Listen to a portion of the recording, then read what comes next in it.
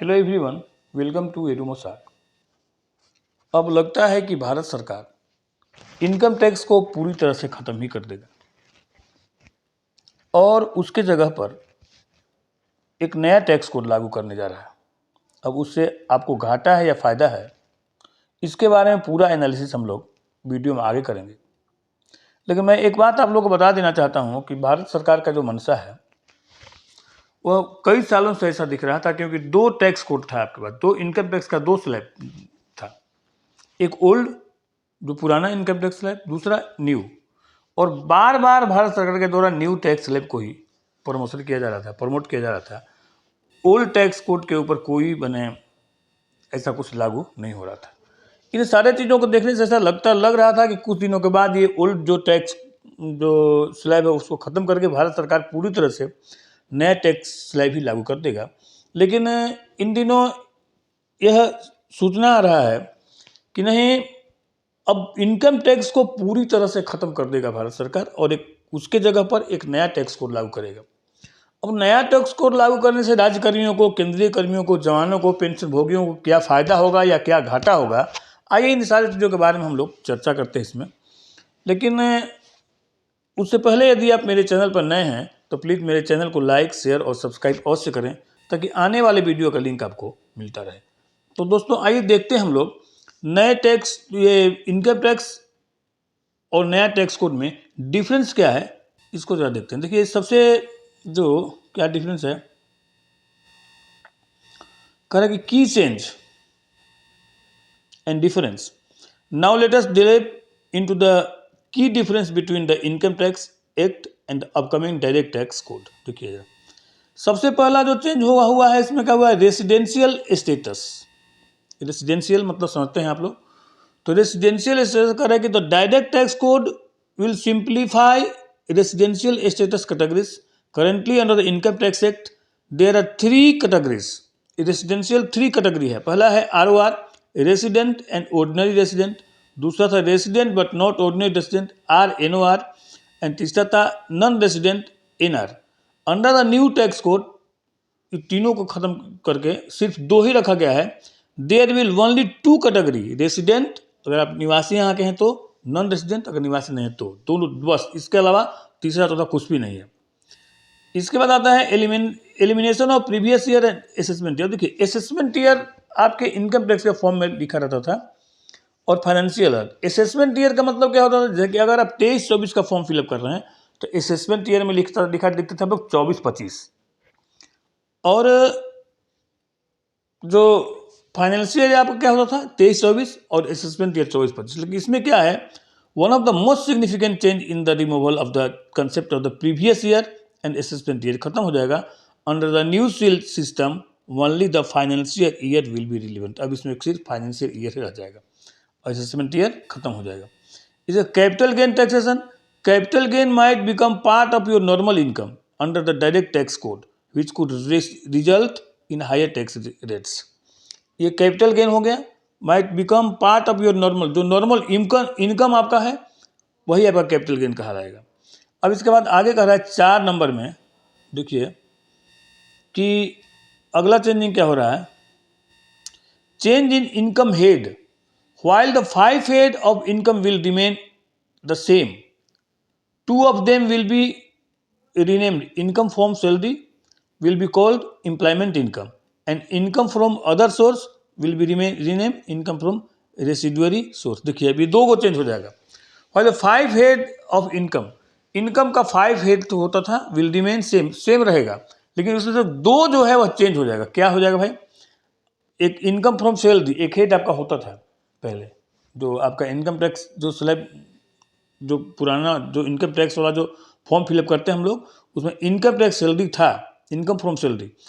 अब उसको चेंज करके सरकार क्या, एम्प्लॉयमेंट इनकम। अब एम्प्लॉयमेंट आपका इनकम क्या हो रहा है वो यहाँ रखना है, और इनकम फ्रॉम अदर सोर्स को हटाकर इनकम फ्रॉम रेसिडुअरी सोर्स हो जाएगा वहाँ पर। अब अदर सोर्स हट जाएगा, रेसिडुअरी सोर्स हो जाएगा, और इनकम फ्रॉम सैलरी को हटाकर एम्प्लॉयमेंट इनकम ये आ जाएगा। उसके बाद surcharge and ultra rich tax. There is a possibility that the surcharge might be removed. अब जितना भी सरचार्ज था, एजुकेशन सेस या और भी जो सेस था, वो सबको हटा दिया जाएगा। However the ultra rich a new hire tax rate may be introduce. अब उसके बदले में एक नया टैक्स मैंने इंट्रोड्यूस होगा, जो हो सकता है कि उससे हायर हो सकता है उससे लो भी हो, लेकिन सारे सरचार्ज को हटा करके एक नया सरचार्ज लागू किया जाएगा, एक नया टैक्स रेट लागू किया जाएगा। Tax audit expansion. Currently chartered accountant can only conduct tax audit. अभी क्या करना है कि चार्टर्ड अकाउंटेंट ही ऑडिट कर सकते हैं। However the direct tax code might allow company secretary CS and cost and management account CMA to conduct tax audit as well. This is a great news for CS and CMA। देखिए, अभी तक खाली CA जो है वही audit किया करते थे, लेकिन अब क्या हो जाएगा भैया, सिर्फ CA ही ऑडिट नहीं करेंगे। इस टैक्स में जो CS हैं, कंपनी सेक्रेटरी, वे लोग भी ऑडिट कर सकते हैं। CMA है, कॉस्ट एंड मैनेजमेंट अकाउंट, वे लोग भी अब ऑडिट कर सकते हैं। तो उन लोगों के लिए, CS और CMA के लिए बहुत बड़ा वाला न्यूज़ है। और CA लोगों का कुछ जो ये जो ऑडिट जो करते थे वो इनके द्वारा होगा, इसलिए हो सकता है कि ऑडिट का जो लोड ऑफ ऑडिट जो CA पर होता है वो थोड़ा सा कम हो जाएगा। Reduction in section and schedules. अब देखिए, सेक्शन कुछ कम हो गया है। The income tax act currently has 298 section along with numerous subsection, columns and sub columns as well as 14 schedules. बताइए, इतने सारे सेक्शन सब सेक्शन हैं। अब इसमें क्या होगा भैया कि the direct tax code AIIMS the simply this with 319 section and 22 schedule, but reducing the complexity.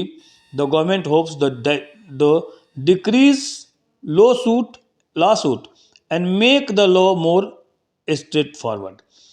298 section होते थे, along with और बहुत सारे सब सेक्शन होते थे, बहुत सारे क्लोज होते थे, सब क्लोज होते थे, एंड एज वेल 14 शेड्यूल होता था। अब सबको घटा करके एक साथ सबको कंबाइन, माने अब सब सेक्शन जितना था सब हट गया। अब डायरेक्ट टैक्स कोड में क्या हो जाएगा कि 319 वो सेक्शन हो जाएगा। अब इसमें बाकी जितना भी ये सब सेक्शन था, क्लोज था, सब क्लोज था, ये सब हट के सिर्फ 319 सेक्शन होगा और 22 को शेड्यूल हो जाएगा। बस इसी के अंतर्गत सारा का सारा इनकम टैक्स जो है वो आ जाएगा। 8वां नंबर देख लीजिए, इसमें क्या है, 8 नंबर जो है वो TDS and TCS, tax deducted at source TDS and tax collected at source TCS will now B applicable one all type of income. सभी टाइप ऑफ इनकम में लगेगा with the reduction of rates. However the scope of TDS will be expanded. अब TDS का scope जो है वो बढ़ जाएगा, माने किसी भी तरह के इनकम में TDS आपको देना ही पड़ेगा, लगेगा ही लगेगा। Exemption of deduction and deduction.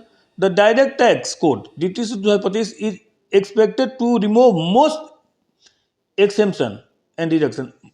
हटा देगा इसमें बहुत सारा एक्सेम्पशन से जो है, जो कि आपको जिसमें छूट मिल रहा था उस सब का सब हट जाएगा। Simplifying the tax filing process, ये करेगा, इसलिए ये करेगा क्योंकि टैक्स फिलिंग का प्रोसेस जो है वो सिंपल करना चाहते हैं। Currently only about 1% people pay income tax, अभी 1% लोग इनकम टैक्स पे करते हैं। And the government aim to increase this approximate 7.5%। अब गवर्नमेंट चाहती है कि 7.5% लोग टैक्स पेमेंट करें। पॉलिटिकली पार्टी इनकम, देखिए पॉलिटिकली पार्टी इनकम को पहले टैक्स नहीं लग रहा था, अभी क्या होगा, despite this changes on thing that remain unchanged, इसमें कोई चेंज नहीं हुआ है। In the tax exemption of political party income, political party की इनकम पर अभी भी टैक्स नहीं लगेगा। Corporate tax rate, the tax rate of domestic and foreign companies will be aligned, eliminating the difference in corporate tax rate that currently exist। जो corporate tax rate जो exist कर रहा है वो eliminate हो जाएगा। Benefit of salaried and employee, salaried employee can expect a significant reduction in their tax burden। और tax burden से उनको भाई कुछ रिडक्शन मिलेगा, कुछ माने राहत मिलेगा। This change is design to address the long standing grievance of salaried employ. Salary employ के लिए ये डिजाइन किया जाएगा, who often feel they bear a disproportionate share of the tax burden, उनको कुछ टैक्स बर्डन से राहत मिल सकता है। तो यही था नया टैक्स कोड, और यही नया टैक्स कोड आपको 2025 से लागू होने जा रहा है। आने वाले जनवरी के बजट में, जो आने वाला अगले साल का जो बजट है, उस बजट में ई टैक्स कोड घोषित होगा और आपका इनकम टैक्स जो अब तक देते आ रहे हैं वो ख़त्म हो जाएगा। यानी कि 2025 में जो टैक्स आप दीजिएगा वह न्यू टैक्स, इस जो टैक्स कोड लागू होगा उसके हिसाब से देना पड़ेगा। इनकम टैक्स पूरी तरह से ख़त्म हो जाएगा। अब यह सैलरीड पर्सन के लिए मैंने फ़ायदे की बात है या घाटे की बात है, ये तो आने वाला समय बताएगा। और जो टैक्स लागू होगा उसके बाद क्या स्थिति होता है, उसके हिसाब से आपको कितना बेनिफिट होगा या कितना घाटा होगा, ये पता चलेगा। तो मेरे साथ वीडियो पर बने रहने के लिए धन्यवाद। आपका दिन शुभ हो।